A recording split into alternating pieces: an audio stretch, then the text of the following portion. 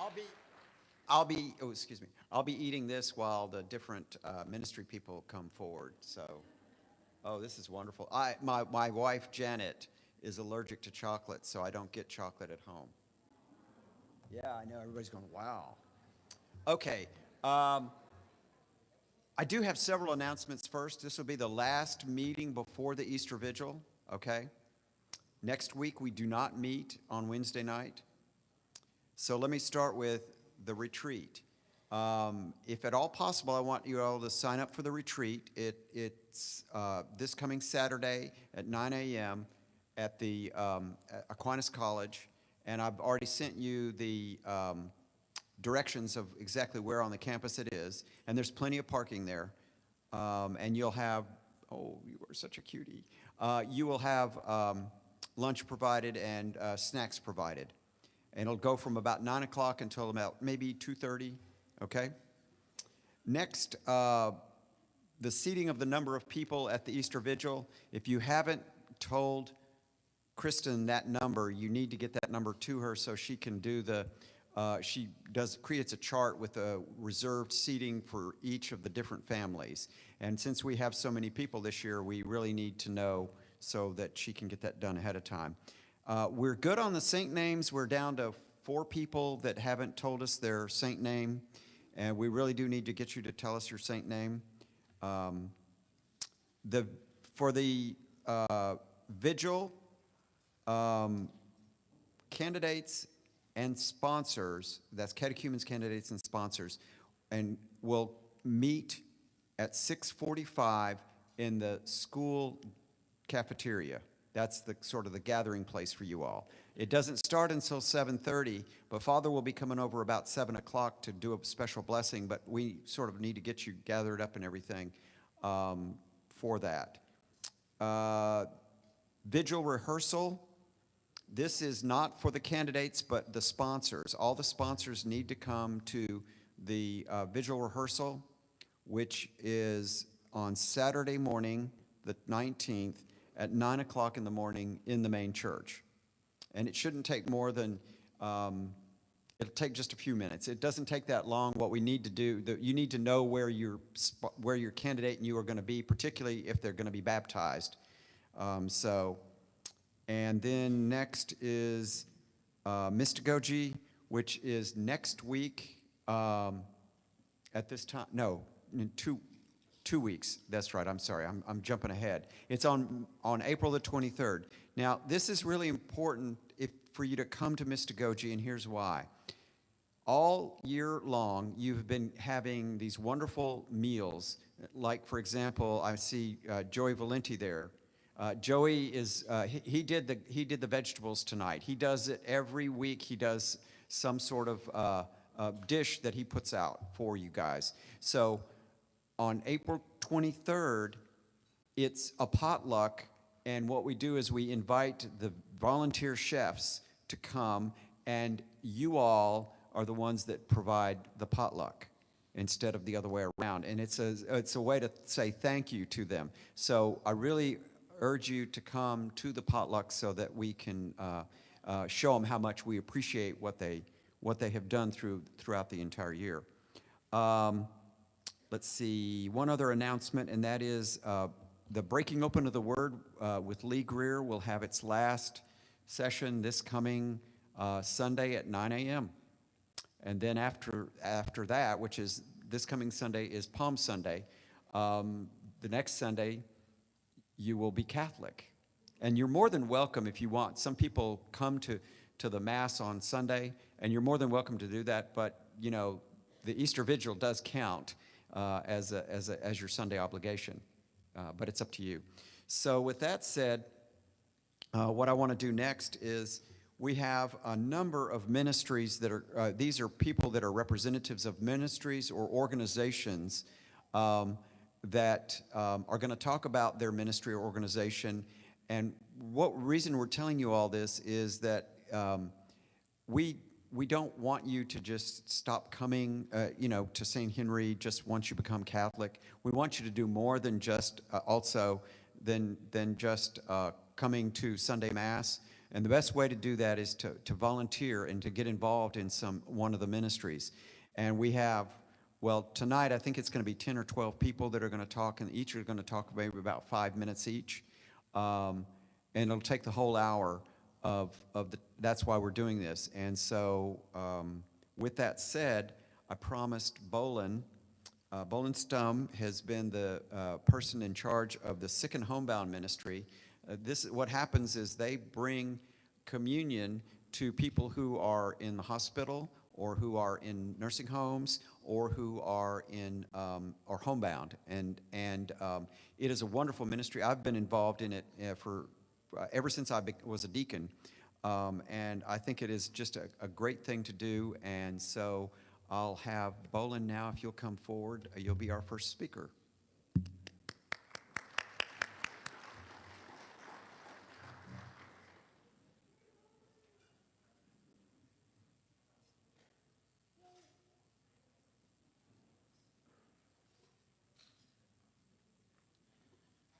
Good evening. Wow, what a crowd. This is wonderful. You all are amazing. And I'm so glad to be here and very humbled to be here speaking to you tonight about the ministry to the sick and homebound. And like Mike said, we encourage you to become a part of this church and be really involved. And I'm going to tell you about our ministry. Recently, I was listening to a morning radio show on my way to Mass, and signing off, the commentator said, "Go make a difference in someone's life today." What a wonderful way to start the day, with that at the top of the list of things for you to do. There are many ways, big and small, that we can do that. We could give somebody a huge amount of money, and that would make a difference in their life. Or we could just call a friend we haven't talked to in a while. Or just smile at a perfect stranger. And then I thought, that's really what we do at this ministry. We want to make a difference in someone's life every day. You're becoming a member of this church, a part of our church family. If you become ill, hospitalized, homebound, confined to a facility, or unable to come to Mass, we will come to you. We visit the sick and homebound. We bring friendship, compassion, confidentiality, and most importantly, the Eucharist. We visit on a regular basis. We'll sit with you, listen to you, encourage you, pray with you, laugh with you, cry with you, and follow you on your journey, whatever it may be. You open your doors to us, and we open our hearts to you. This ministry is a totally separate ministry from being a Eucharistic minister during Mass at church.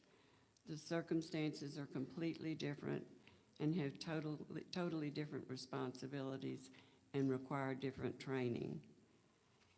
Jean Pennington and I coordinate this ministry. At this time, we have 58 volunteers.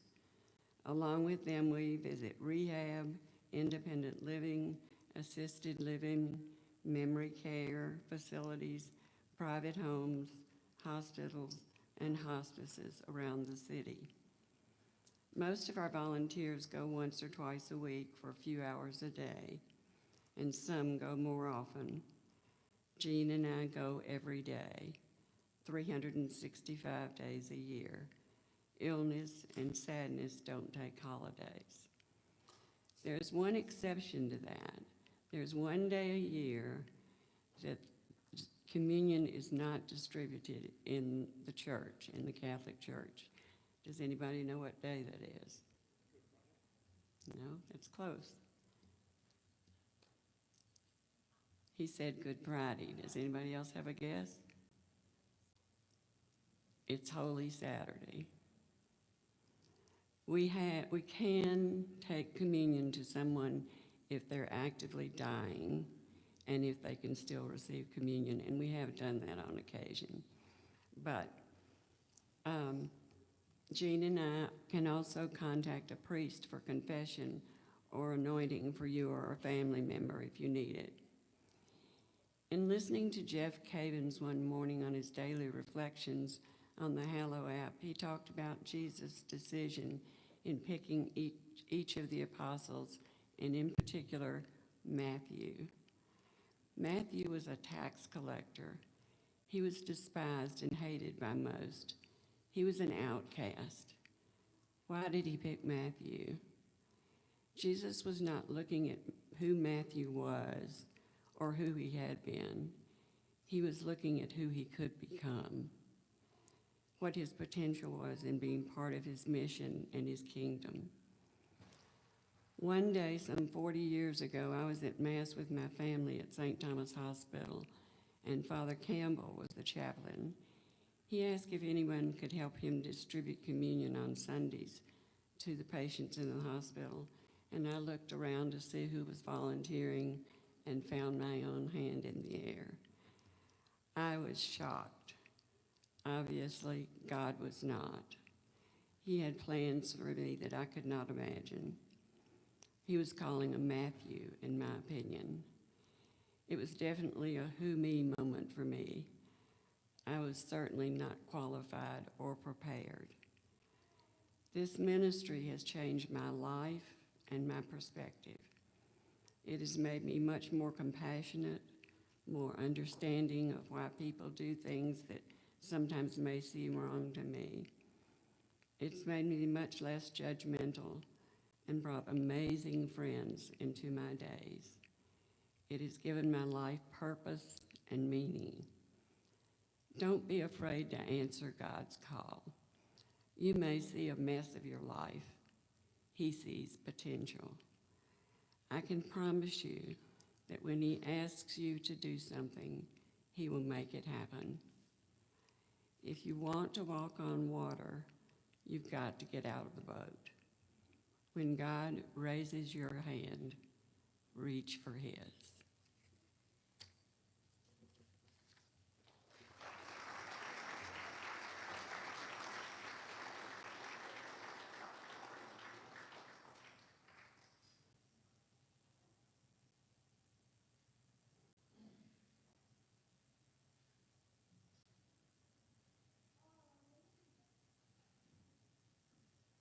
The next person is, she's full-time staff at St. Henry, and she wears multiple hats, I think, would be the best way to say it. It's Amy DeBusk, and Amy's going to be talking about, she's the director of liturgy for the church. And so she's in charge of the Eucharistic ministers. That's those people that distribute communion in the church. And she's in charge of the lectors. Those are the people that read. And she's also in charge of the funeral ministry. And so with that, Amy.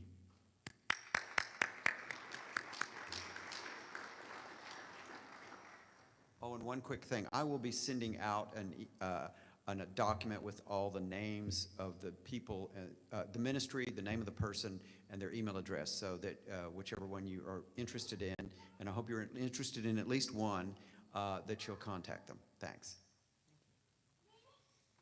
I don't need to talk because Deacon Mike said everything I already do. So I don't want to go after Bolin either, because that was wonderful and very touching.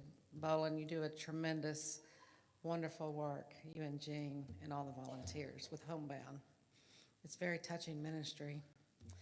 Well, my name's Amy DeBusk, and I'm the Director of Liturgy, like Deacon Mike said, here at St. Henry. I was sitting right here where you all are about a little over 10 years ago. I love the Catholic faith, and I'm excited for you all for next week, what you're going to go through. It is an amazing experience that you all are never going to forget. So what does the Director of Liturgy do? Just a little bit of everything. I work very closely with all the priests and the deacons for all the masses during the liturgical calendar year. That's daily masses, all the Saturday evening mass, Sunday masses. We've got all the big liturgies coming up, Holy Thursday, Good Friday, Easter Vigil. I'll be involved in all of that. I also train and schedule all the lectors, Eucharistic ministers. I look around the room and I see some of you all, ushers, altar servers. In fact, Deacon Mike and I did altar server training today with, I guess about 30, 40 kids, rising fifth graders. So we're going to have some new ones coming up, which will be great. But it's an ongoing system with the volunteers. Every Sunday, you sign up in a system and you're scheduled to serve at a Mass. It is a wonderful opportunity to get involved right at the forefront of being a part of the Mass. We do have some ushers. Our head usher, Joey, is going to talk shortly after me and explain what the ushers do. Also do all the church and the narthex decorating. So you're going to see during the year, poinsettias at Christmas and Easter next week, you're going to see a lot of Easter lilies, and there'll be a lot of ferns and palms, and that's all me. I do have quite a great group of volunteers that help with that, so that's something you can get involved with at Christmas time if you want to be on the decorating committee. Easter, we get a group of volunteers and we start decorating, so it's a great opportunity to get involved, help watering the plants. It's a lot of fun. I'm also the funeral coordinator here, and unfortunately we do have a lot of funerals. Last year we did 52. This year we've already done 21. I have a funeral next week during Holy Week. So it's our church family. We do weddings, we bury you, we share life together. It's a journey. So it's a great opportunity. The funeral ministry is a wonderful group of volunteers that will help families assist at visitation. They'll also help during the funeral service. And then we do funeral receptions sometimes afterwards and help with that. So I'm always looking for volunteers. It takes a special group of volunteers to do that, but it's a very rewarding ministry because you are getting involved with people at their lowest time in their life, and you're showing them the greatest amount of love that you can give them. So I'm always looking for volunteers for that. Also do the bereavement team. That's a group of people that, it's mostly ladies. We've got great cooks here. Occasionally, if a family's doing a reception for a funeral and they don't want to do catering, they say they want the bereavement team. Then I get on the phone and we start calling. It's basically a call tree of volunteers, and I say I need pasta salad, potato salad, sandwiches. You know, we feed the family and the people at the parish that come to the funeral. That's basically it, I think. So as you go through your journey and becoming Catholic, I just want, like Bolin said, encourage you to get involved. You're going to come through Holy Week. I just can't wait to hear that Saturday night afterwards and talk with you all at the reception. It's just such a wonderful experience. But don't stop. Get involved. Find your niche. Find your place. And I'd love to have any of you with me as any of our ministries. Thank you.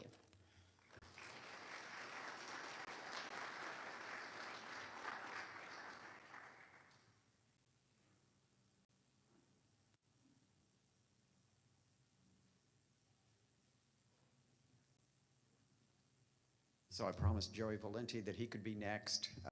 She's already talked briefly about the ushers, but we do need ushers, and Joey's our head usher, and also an incredible chef.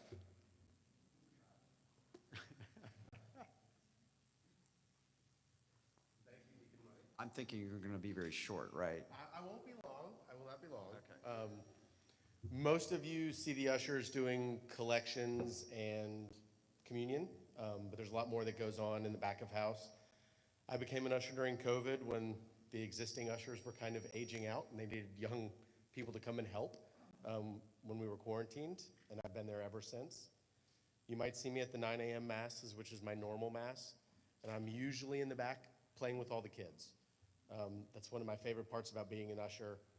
You know, the communion and collection are great, but you're really also doing security. You're watching the grounds along with the security guard. All the ushers that you see at Mass go through CPR training. So we're there for that role as well. And we're just overall protecting and looking over the parishioners so they can have a peaceful Mass. We usually are the last ones to take communion. We're the first ones in the door. We try to be the last ones out and say hello and goodbye to everybody as they come to Mass. And it's just a great way to get to know all the parishioners in whichever Mass that you go to, or in the entire St. Henry's family. It is important. You'll see me throughout Holy Week. I'm here for I do every Mass except Easter morning. I spend that one with my family, but I do the Easter Vigil, Holy Thursday, and Good Friday. And it's fun to see what the church goes through and all the work that goes into that. And as many of the ushers as possible help Amy to set up, decorate, tear down, get people in and out. It'll be a big thing on Palm Sunday with the procession of the palms into the church. The ushers kind of guide and make sure everything goes correctly, that Amy has planned and Deacon has planned and Father has planned. So it's an easy ministry to get into because we always need help. We had people that do just help with collections, and that's it. We have people who do everything. But I really encourage anybody who just wants to meet and greet as many people as humanly possible and be there for everybody at church during the church service to please let me know. And we always need help because there's always people who don't show up. So please reach out. Thank you, Jerry. Thank you so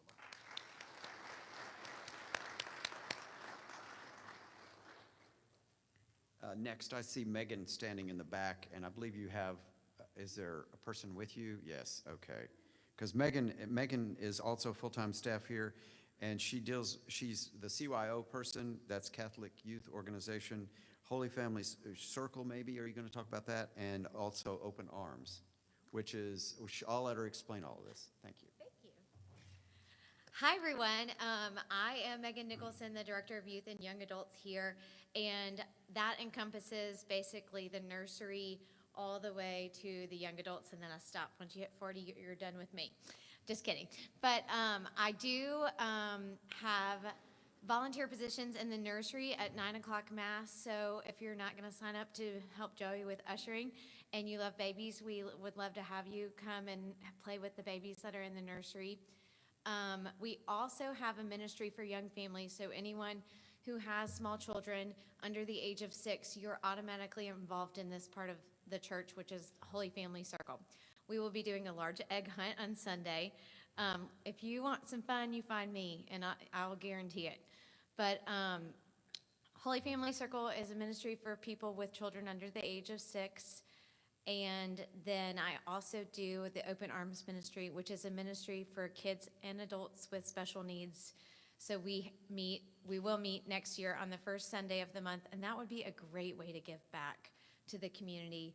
You don't have to do anything except for basically hang out. We went bowling, we do crafts, we stuffed Easter eggs, we went to the Shroud of Turin together. It's just fellowship and going to Mass. We do pair a special needs person up with another parishioner. So if you're really looking to get involved in that ministry, there is a flexible time where you can just text the participant, and y'all can go out to dinner in your own time if it's something that you don't feel you could dedicate specific time to, but you want to give back on your own calendar. That would be a great ministry to get involved in. And then I also do the youth. So that is grades 5 through high school, and I'm dying for volunteers. If you love Wednesday nights and being here, but you're not going to get to come back next year, we're going to be doing CYO on Wednesday nights next year. So you can just come on back and say hi to your friends here and come help me downstairs. We do honestly like a small group Bible study type thing, and then play games, 9 Square. I'm famous for usually when I'm up here with a microphone, I've got a water gun or a Nerf gun shooting people who aren't paying attention, but y'all are safe tonight. I'll come unarmed. And I would love to have more involvement from the parish adults helping form our youth, because it's so important. And I also do young adults, but I'm going to let an actual young adult come talk to you about that. Hi everyone, I'm Jessica Gregory. Like Megan said, I'm a young adult. I have been with St. Henry my whole life, so I'm very familiar with this parish. But Young adults has just been a great opportunity for anyone in their 20s and 30s to connect. We do a lot of faith and fellowship activities, typically 2 to 4 a month, just depending on the time of year. But we do anything from Bible studies to drinking with the saints, so that's really fun. I know y'all are learning about your saints, so that's cool. And then we do kickball in the summer, and we try to just do some activities out and about in the community. Come join us.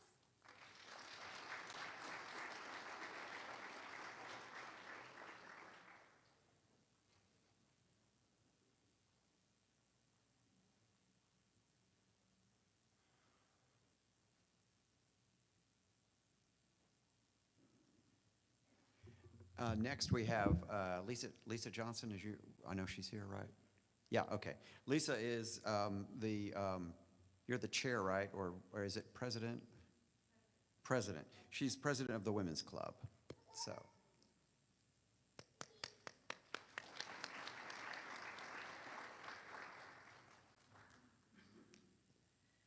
I haven't really prepared anything, so I just have this thing to look like I'm prepared. I did bring a little calendar of events, but as he said, I'm president of the St. Henry Women's Club this year. There's actually a former president in the room too, and I want to just give you a little bit of an overview. This is a ministry that is for the women of the parish, and we are connected by our faith, and we gather once a month from September through April. And it's service, social, we have meals together, we enjoy adult beverages or non-adult beverages together here in the fellowship hall. And we seek to serve other ministries in the church as well. So this year, we had to give you an example of the events. We open the year with a candlelight mass and dinner, and that's in September. We meet the fourth Thursday, generally, of the month. And it's a beautiful candlelight mass in either the chapel or the sanctuary. And then we come in here for a dinner. And it's really an amazing way to meet women. Women of all ages come to women's clubs, so those who are the Holy Family Circle ages with young children all the way through octogenarians. So we have scheduled events, this candlelight mass. We have an event in October. This year it was soup and service. We had a speaker come from Safe Haven Shelter. And so we seek to educate ourselves and each other on some of the ways that we can help support other ministries of the church. And I always open up by saying it's our faith. It's faith, fellowship, food, and fun. So if you are a woman and you would like to meet other women of the parish, it's a dynamic group. We have a very famous event in December called the Gift Gala, which you just have to experience it at least once in your life. We had about 200 people at the one last December, and it's pretty fun. How many in here have been to that before? I'm sure, yeah, there's plenty of hands up. And plenty of women here that do come. It's not something that you have to sign up to come all the time. You come when you can. The email address I know Mike is going to send out, but anyone can reach out. We're St. Henry Women's Club at gmail.com. And we have one more event. So we have an event April 24th. And if weather permits, we will be on the patio outside, and we're going to have it's wine and book swap, so everyone can bring a book to share. And we really just seek to support each other. It's a time to come together and share your joys, your concerns, pray for one another, be connected in your community. And I can't say enough great things about it. But beware, if you come, you might be asked to serve, because that's what happened to me. Um, And I wanted to bring up this most recent event we just did is called the Henrietta Award and Dinner. And it's been going on. This is the program for this year. Just to give you an example, we have Henrietta Award recipients going back to 1972. And there's people in this room who are former recipients, including Boland Stum. I don't have my reading glasses, so I can't see what year it was. But this is a ministry that's been going on, is so vital to the church. And I'm simply carrying the torch for a couple of years. I feel honored to be part of this engaged, serving, loving community, and I hope that you will reach out if you'd like to come. We have a lot of fun, and we'd love to see you. And I was in your shoes just 7 years ago, RCIA. So look what happens to you. Thank you.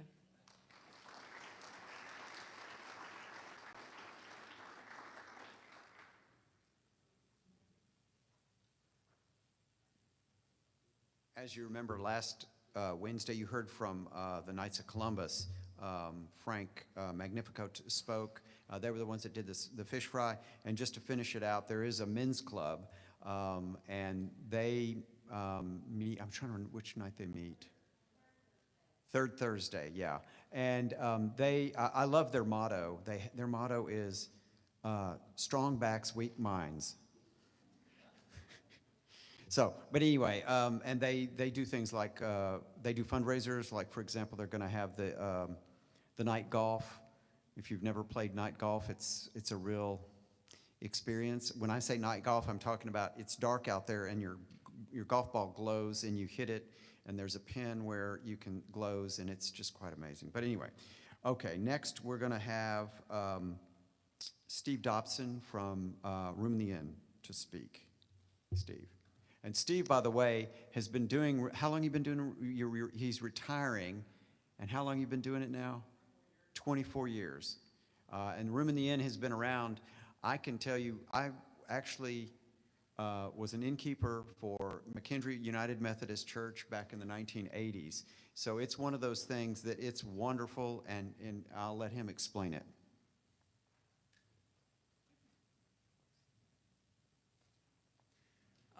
Hello, again, as I look across the crowd, I can see several people that are currently volunteers and that are no longer volunteers. But in case you're not aware of the program, Charlie Strobel, started this program about 35 years ago. There was only 4 churches that did it that first year. St. Henry was one of them. Currently, there's some 200 churches that do the Room at the Inn program. If you're not familiar how it works, it's almost like a bus station. Every day of the week, for St. Henry is Sunday night, we go down there with our parish van and we pick up 12 guests. They're pre-selected, they're qualified, and they go out to St. Henry with us. When they get here, we take them into the dining area where we have cots set up. The teen volunteers and kids and families, they set up the cots. Half of the gym dining areas for that. The other half, we have a TV, and that's where they eat, where we can socialize and talk with them. We provide them, we go through a list of all the different things that we have that they might need. We've got a clothes rack of coats. We have showers. And probably most importantly, though, we engage them. We talk to them. These are people that are invisible on the street. You see a homeless person, you don't even want to make eye contact. So they're in an echo chamber with their own little group. So they can talk to us about what they're going through, and we can give them some advice or just, a pat on the shoulder. That means a lot to them. See, lights are out at 9 o'clock. We get up at 5 in the morning. We have breakfast for them. We also have a sack lunch for them that they can take back, with them so they can have something to eat that afternoon. And then by 6 a.m., that van with a second driver will drive out and take them back downtown, and before the early drop-off kids get there, our folks are gone. So we've got invisible footprint when we do this. So that's basically what our program is. We have so many people involved. Every week we've got a different group of people. It's families that are providing dinner. It's the teenagers. They're different every week. The innkeepers, the drivers, the laundry folks. We did a study several years ago, more like 2 decades ago, how many touches of parishioners at St. Henry get involved with Room at the Inn. The number was 500. 500 acts of kindness in one way or the other during our short season, which is November through March. So it's a 5-month season. So we just ended this past week. So it's tremendous involvement. And, one thing I've gotten out of it is we moved here in some 25 years ago, and, we got our kids in school here. But the only people you really know are the classes that your kids are in. You know those families because you get together with them, you see them, but you don't know people before or after you so much. But at Room at the Inn, being here 25 years, I feel like I know so many people because so many have been involved over the years through Room at the Inn. I'll be at Mass and, I'll be like, wow, there's that guy in camp last night and that family over there, they did dinner a month ago and there's our morning driver over there and there's just so many people involved. So if you want to get involved, and I know that's something that we want to do with our 2 kids when we first moved up here, how do you get involved and meet a lot of new people and parishioners? Room at the Inn is a good way because there's every week you meet new people, different people, and people with a good heart too, because you have to like that that type of work.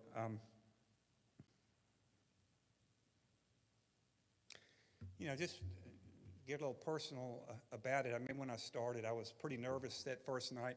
I was an innkeeper sleeping on the gym floor, and there's these 12 strange men sleeping next to me, and I'm like, what did I get myself into? I look at my other innkeeper. It was Sally Corby. If y'all know Sally Corby, and she's dead asleep, man. She's sleeping like a rock. I'm like, well, if she can sleep, I don't think I have any worries. So when I went home that next day, the guests, as we load them on the bus, I mean, they're shaking our hands. We're like, thank you. I enjoyed talking to you, or whatever it was. Thank you for the meal, the lunch. That's awesome, blah, blah, blah. They get in the van, they drive away. And I'm driving home, and it's sunrise. I pull into my driveway, and I'm like, I live in this big house. The refrigerator's full of food. The pantry is full. Kids are healthy, And for the first time in a long time, it's like, man, I really appreciate what I've got, what God has given me here. I didn't have that until I saw what the other side looks like. And if I didn't get a room at the end, I'd be that person that didn't want to make contact with the average person that we see.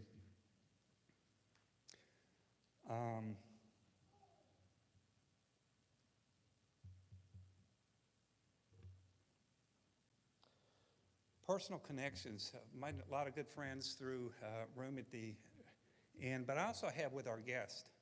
So you have a stereotype of what the homeless guest is that comes to St. Henry. Let me tell you about a few of them. One of them was a St. Henry graduate.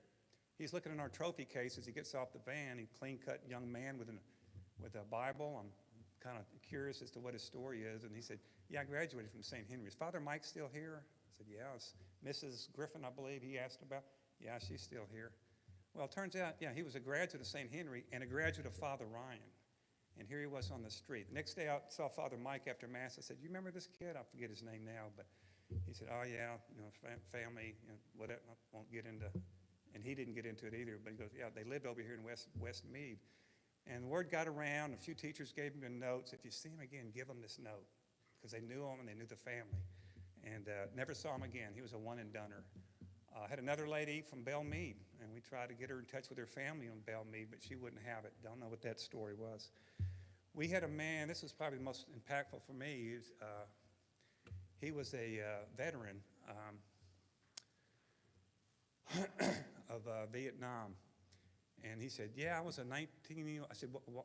He just didn't look like the type. I thought he worked there. I thought he was one of our volunteers. He said, no, I suffer from PTSD. I said, well, you mind telling your story? He said, yeah, I was in Vietnam. At 19, the draft, I got in because of the draft, and I told him I wasn't going to shoot anybody. I'm not going to kill anybody. You can put me in any role you want. So they made him a medic.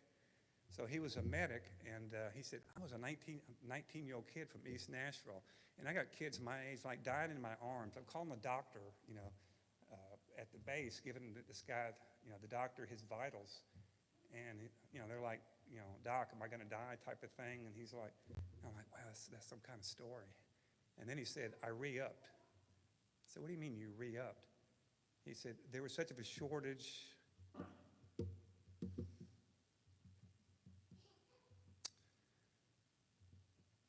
He said there was such of a shortage of medics. I couldn't leave this guy. I couldn't leave him. And he won 2 Purple Hearts. He showed me the picture, him with it. His daughter's in the military as well. I said, dude, you're a hero. That was one of our guests. We've had musicians. I could name a couple of bands you guys would know, and you'd recognize the songs that these bands did that were in the group. I mean, they were like musicians back in the day, in the 60s and the 70s. Things did not go right for them, obviously. We've had collegiate athletes, scholarship athletes, basketball, soccer, male and female that have come through. So many more stories that we had a guy that had the homelessguy.com or .net. This was like 15 years ago or whatever. He was on a national talk show, TV talk show, but he suffered from high anxiety, but he was there. So we've had all these characters just like we would see in normal life. You got some great folks there, you got some folks that aren't so great, but then again, we've got that in society as well, don't we? We surely do. One thing Charlie Strobel kind of taught me that was very impactful. When I first started with Room at the Inn, they were all men, and I'm like, why aren't these guys working? I mean, you're getting these handouts, and I was a little leery. I was just trying to get involved with St. Henry. We had 2 kids we were trying to get into St. Henry. I wanted to get involved. Room at the Inn fascinated me. I wanted to try it out, and I did. And what Charlie taught us was that you're just looking at them like you know them. You don't know these people. You don't know what they've been through. You know, PTSD, high anxiety, abuse as a child. He's got a laundry list of 15 invisible differences that just by looking at somebody, you wouldn't know. You'd have to get to know them. And that really had an impact on me as well. Not to judge these people when it'd be so easy just to say, get a job. I mean, not that callous, but you know what I mean. You're like, you know, you made your own bed type of thing. If I hadn't have grown up in a nice family, in a nice neighborhood, in private schools, Dad got me a car, you know, all that stuff, you know, for the grace of God, go I. And I think probably a lot of us can say that.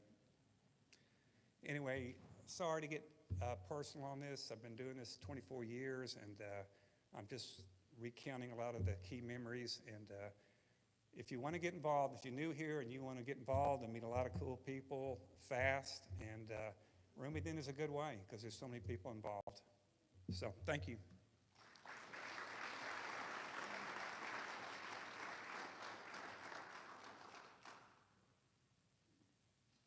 I think Steve knows this story. I'll tell a quick story.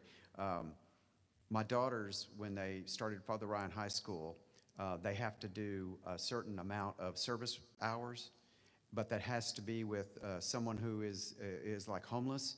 And so they found out that I was an innkeeper, and they found out that you could earn service hours by being an innkeeper, which to their mind meant you could earn service hours by sleeping.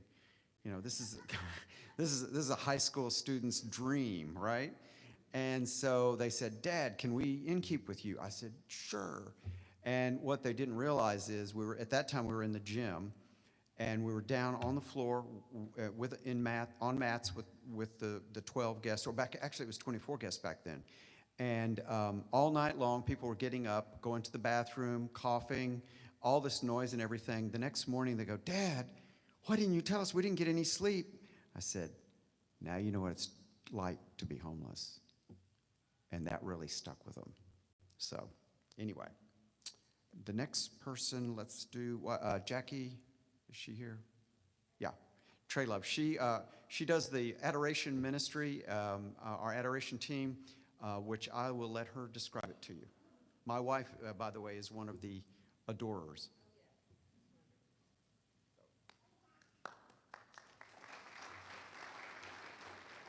Thank you, Deacon Mike, for having us. I've learned so much about some of the other amazing ministries. It truly takes a village.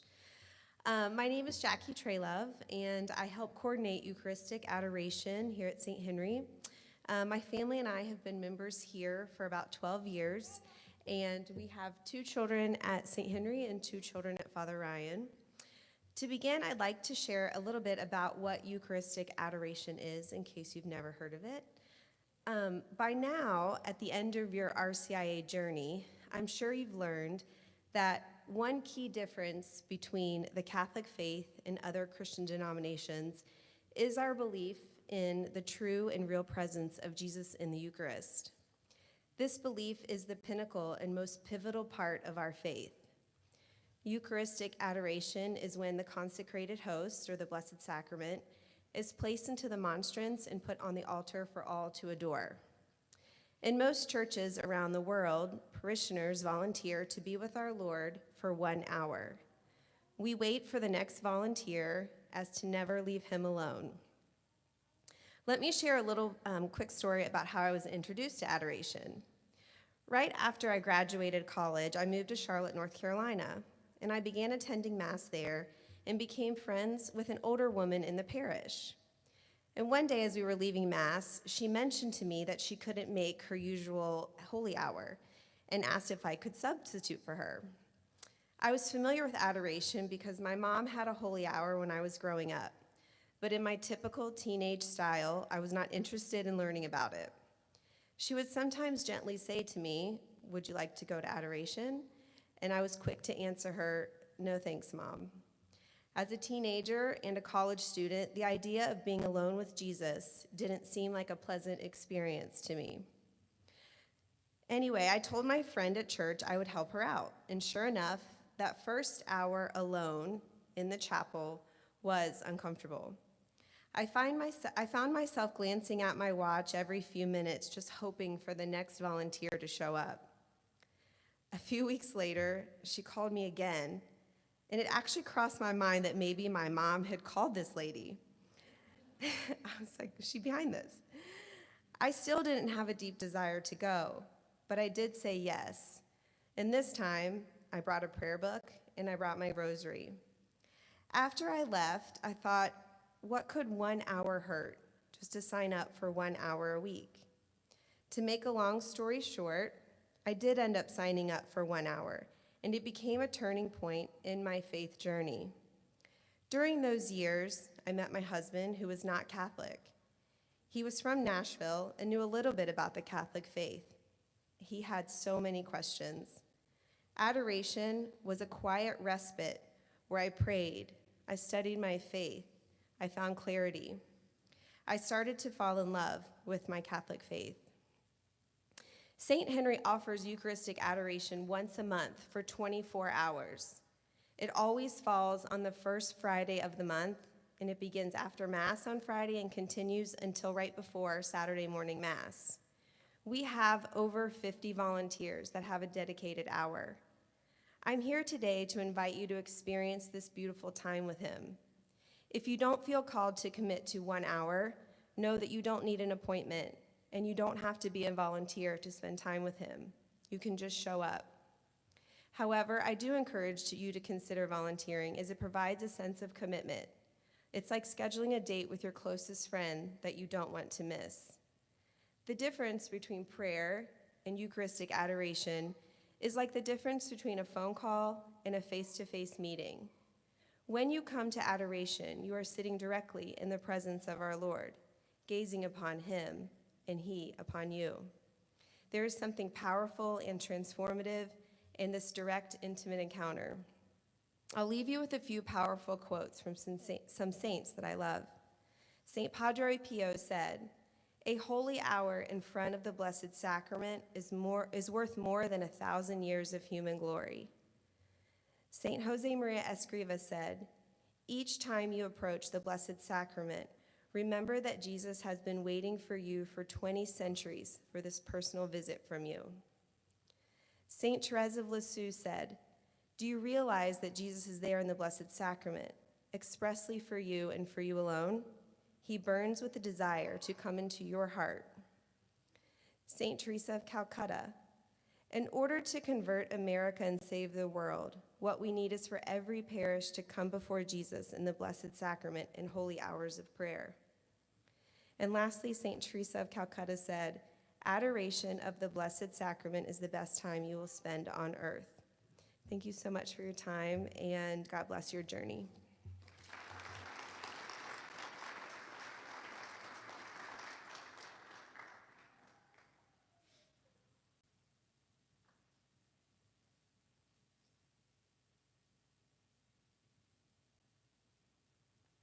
You just never know which side I'm going to come up from. One thing I wanted to mention, Jackie didn't mention, is that during the school year, the adoration takes place during the school day. It takes place in the main church, so that the children, each coming in by class, will come in and sit in adoration, which I think is an absolutely wonderful thing. Okay, so sorry. The next person is Jim Powers with Faith and Justice Ministry. Thank you, Jim.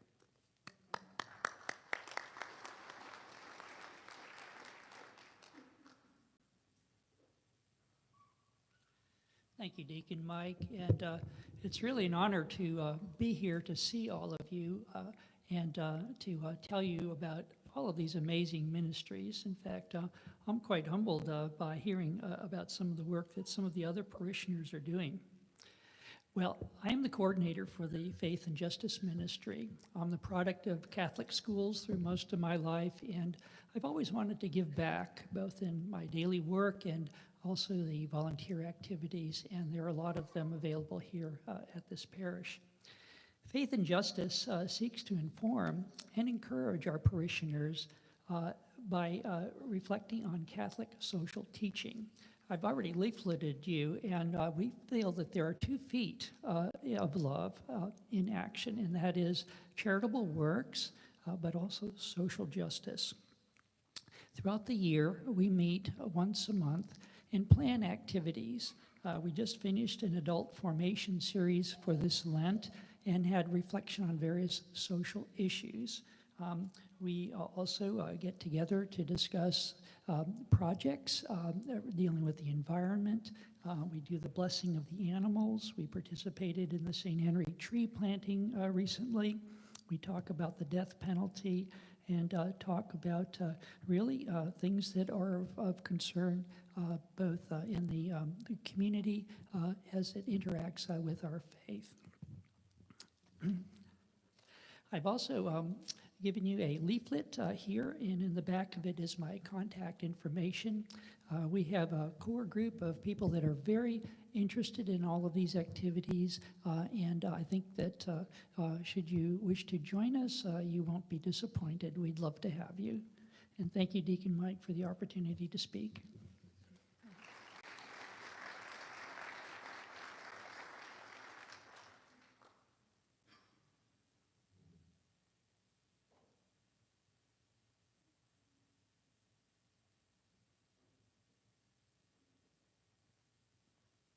Our next speaker is following us up here. It's John Maxwell, and he is in charge of the Fishers of Men ministry.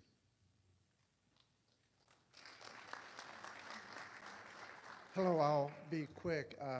I've been a member at St. Henry's since 1958, so I've been around a long time.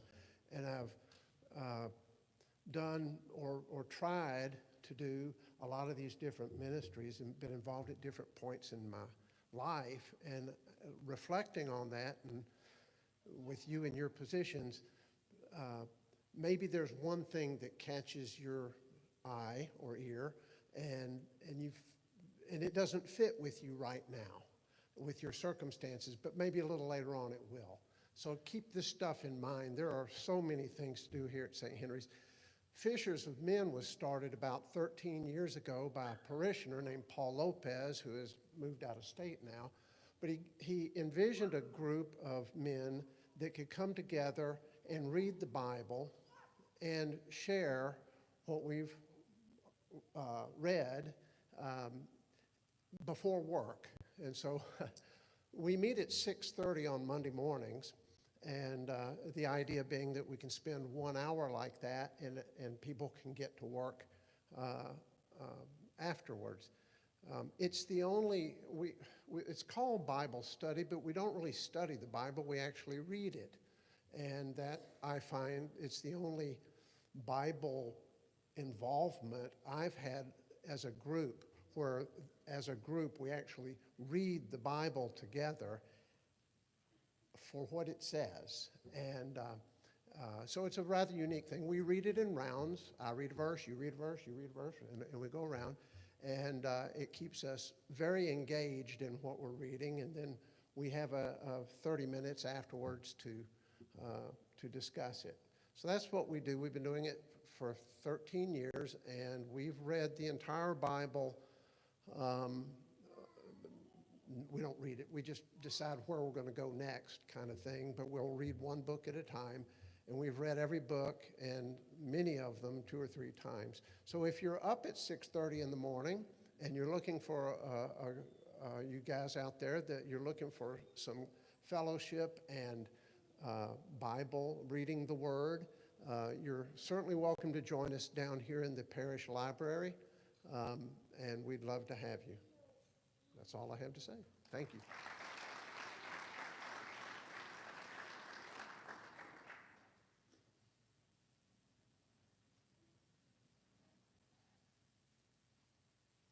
Okay, is Joe Meyer still here? Joe? Yeah, okay. All right. Joe is part of the knitting group.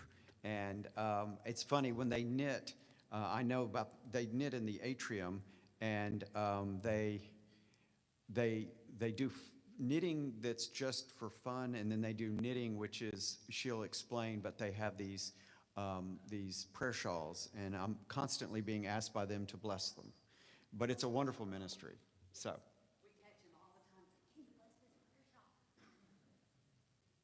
So as Deacon Mike said, I'm Joe Meyer, and I am here to tell you about what I like to call the fiber arts groups at St. Henry's. Now that's our fancy name. First, I'm going to tell you about, I have to think about this because I always get it wrong, Stitch and Share. Stitch and Share meets in the atrium, as do all 3 of these groups. So they meet in the atrium the first Wednesday of the month at 9 a.m. from 9 to 10. That's all we do. We knit hats, such as this. I brought some examples. Hats like this. We knit scarves, and at Christmas time, we donate those to our room in the inn so that the guests get a Christmas present every year from the Stitch and Share group. In the past 2 years, I know, we've been lucky enough that we've had enough that we could donate also when we knew we were going to have a cold weekend. So it's just a blessing. We chat about everything. It's not a serious group, but it's a lot of fun. They're a great group of ladies, and we can always use more knitters, crocheters, weavers. We're not real picky, okay? Second is the Monday afternoon knitting and crocheting group. Or you could weave, or you can do embroidery. You can do whatever you want to. We're a fun and fellowship group, as the Stitch and Share are the charitable knitters. The Monday afternoon group, we're the selfish knitters. We knit for ourselves, we knit for, some people will knit prayer shawls, sometimes I'm knitting a charity hat. It just depends, you can knit whatever you want to. We meet also in the atrium at, on Monday afternoons, every Monday that the church office is open. We meet from 1:30 to about 3:30. If you don't know how to knit or crochet and you would love to learn, that's when you need to come. If you let me know you're going to be there, I'll bring materials for you and we'll work on it. I've had one person in my 40-year knitting and crocheting, actually I've been crocheting longer than that, but that I couldn't teach how to knit. And she was elderly and she had memory issues. So, and I don't mean she just couldn't remember, you know, sometimes she couldn't remember her name. But anyway, we tried, she just couldn't remember when she got home how to knit. So I think I can teach you. I've taught like 5-year-olds how to crochet. So I'm betting I can teach you because I'm pretty stubborn too. Anyway, but it's a great group. We laugh, we talk about things from what we did over the weekend until what was said in the homilies on Sunday and Saturday night and Sunday, and it's a wide range of group. We ask each other to pray for each other, so it's a great camaraderie. If you have children in school at St. Henry's and you pick them up in the afternoon, come at 1:30. Come park your car, get a great parking spot, park your car, and at 3 o'clock, leave and go get your kids and take them home. We don't take attendance. Nobody's probably not going to call you and say, why weren't you there? We'll never do that on any of these groups. The last group I want to talk about is our prayer shawl ministry. And Ann Walton started this ministry at St. Henry's 10 years ago. And in that time, we've given over 500 shawls internationally, mostly here at St. Henry's, but they've gone all over the United States and actually across the oceans too. So while we've been sitting here, I've been working. This is a prayer shawl. They can be knit or crochet or woven. Again, we're not picky. But this is, let's see, this is how we see if it's long enough. I'm almost there. So we sew, once they're finished, we usually put fringe on it. There's a tag that gets sewn on it that just says it's made from St. Henry's. This group meets on Tuesday evenings, so if you work, you can still come to these meetings. It's a great way to tell your husband, sorry, I gotta go to church, I gotta go to prayer shawl ministry. And you can get away for a little while. We meet from 6:30 till 8. And where do we meet? Dang, you all were listening, yay. That's right, and we have yarn provided. We can get you knitting needles, that's never a problem, or a crochet hook. We've got expert crocheters, better than me, a lot better than me, that can teach you that if you want to learn, if you know how to do one. And if you say, oh, but I haven't done that in so long, I used to do that, you'll pick it back up pretty quick. I've never had anybody that left and said, I just can't do this. So I want to welcome all of you all. 32 years ago, I was in your place. I went for the longest. I just want to point that out. But congratulations on completing your journey. It's been great. And I hope we'll see you at one of these knitting groups and crochet and weaving.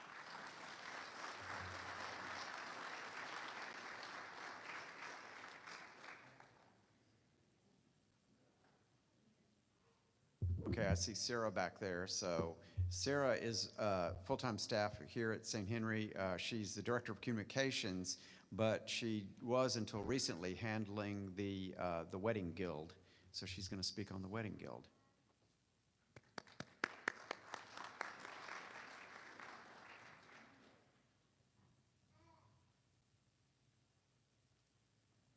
Hello again. You guys may remember me. I did my witness talk sometime this year. I can't remember when that was, but so just familiar face to you guys. But I was also in RCIA, and on the same day that you guys are receiving your sacraments, it'll be 11 years for me. So we love you guys.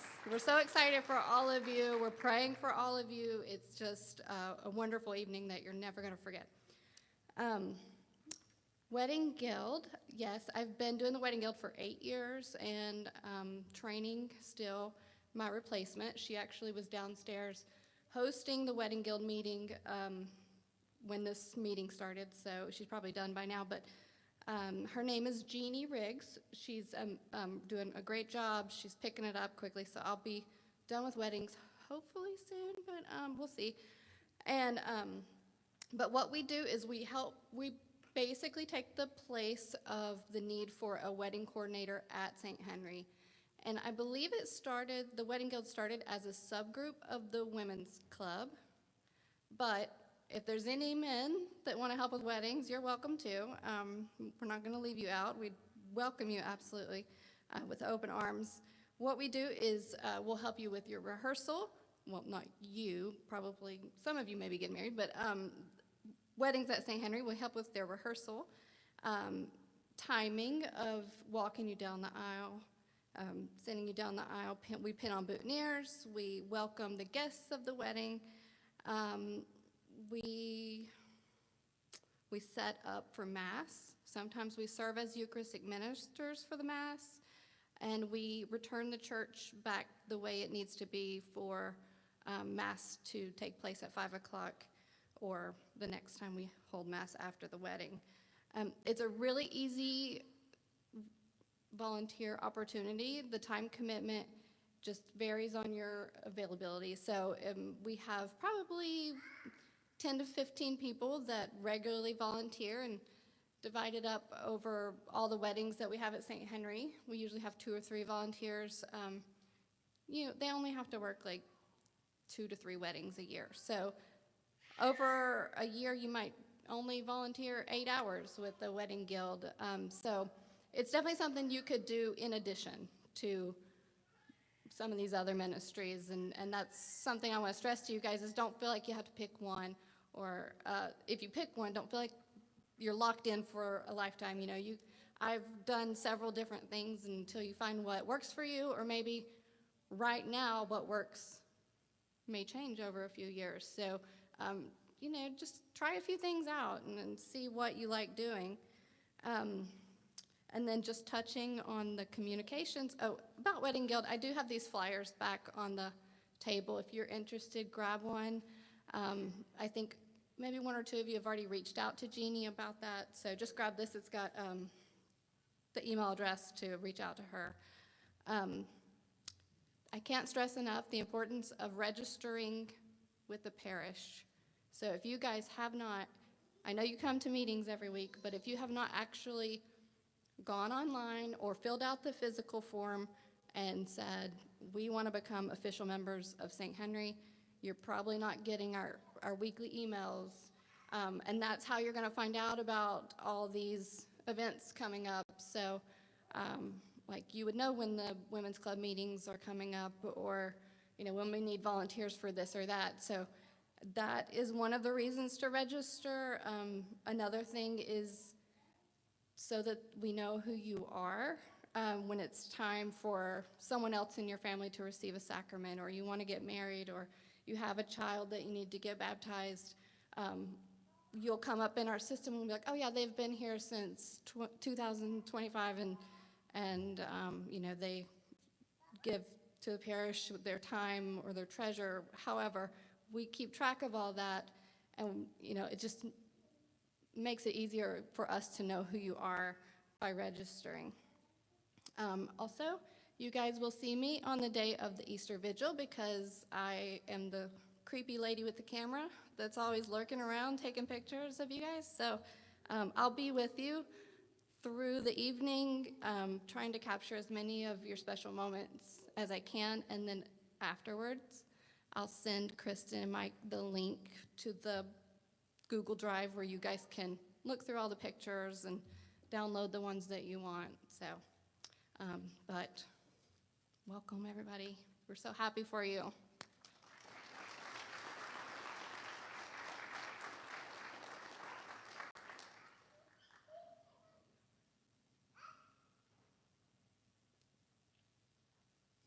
Thanks, Sarah. And that is something that she mentioned that is it's a great thing that you don't have to worry about taking pictures. She will take a ton of pictures at the Easter Vigil of you being baptized, you being confirmed. She takes pictures of everybody. And so that way it makes it a lot easier, and we will send that link out to you after the Easter Vigil. I don't think I have, is there anybody from a ministry? Oh, Jody, okay. Jody Pinckney. I'm trying to remember which ministry it is. Oh, Legion of Mary. Sorry, I shouldn't have thought. They meet on Thursday mornings because I'm right next door to where they meet. So, sorry.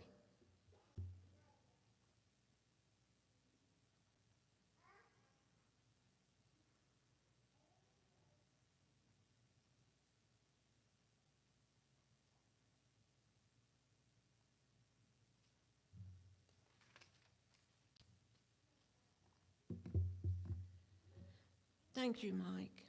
I'm here to talk about the Legion of Mary, but first I'll give you a brief summary of why I have such a love for the Blessed Mother.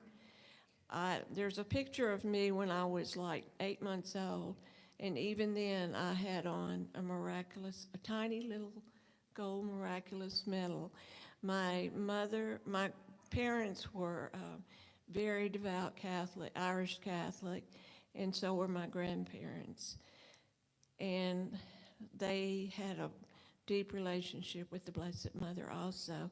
So I know that's where it came from.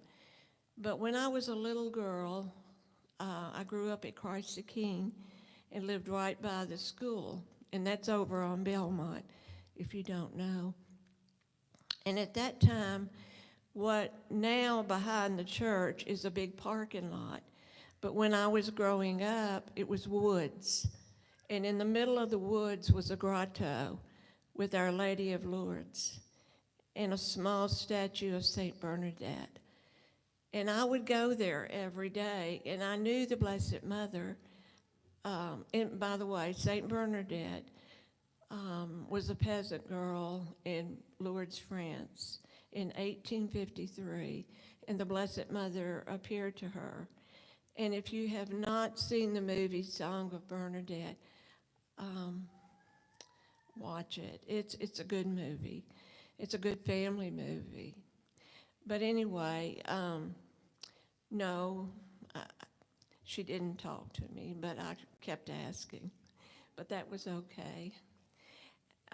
And that was way back in the good old days when the church was open all the time. And I could go in church, and it's at Christ the King. And it's the same statue, and the very first little pew on the side of the Blessed Mother is where I would sit. And we had permission because the church was open. My mother said, you know, you can go, but you don't play around. Just go in and make a prayer and come out. Well, I did that a lot. And I just grew close to the Blessed Mother. Well, come 6th grade, there was the Legion of Mary, the Junior Legion of Mary. So 6th, 7th, and 8th, I could belong to the Junior Legion of Mary. And this here, which we still use today, is the same prayers that we prayed when I was in the 6th, 7th, and 8th. It has not changed one bit.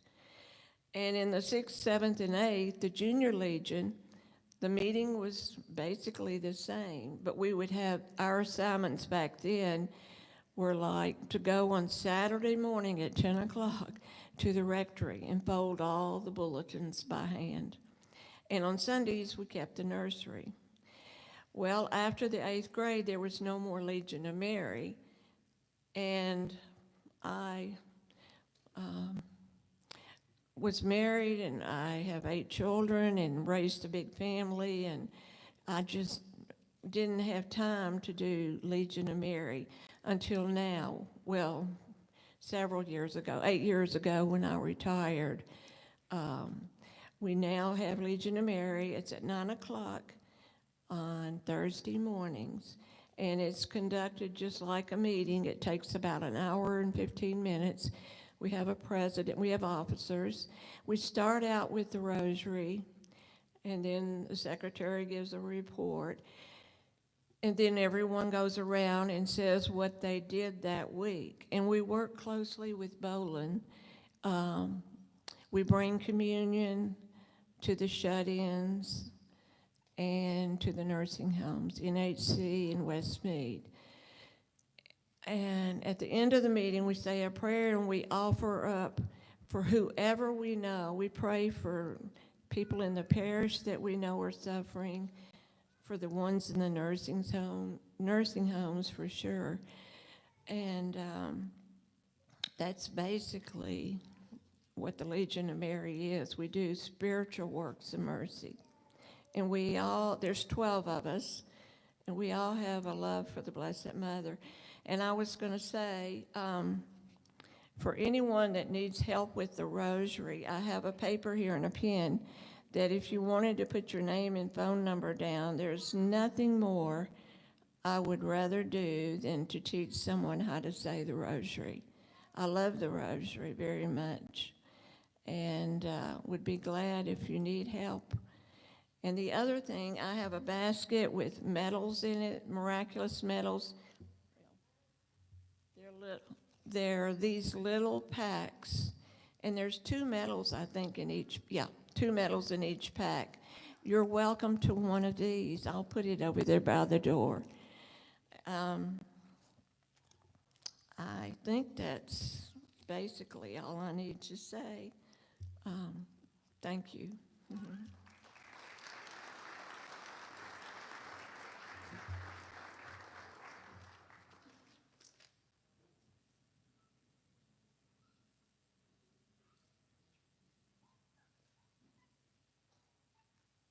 Okay, I think that's it. And so we've got about 15 minutes. There's some questions. We'll just break up into small groups, and then we'll dismiss at 8:30.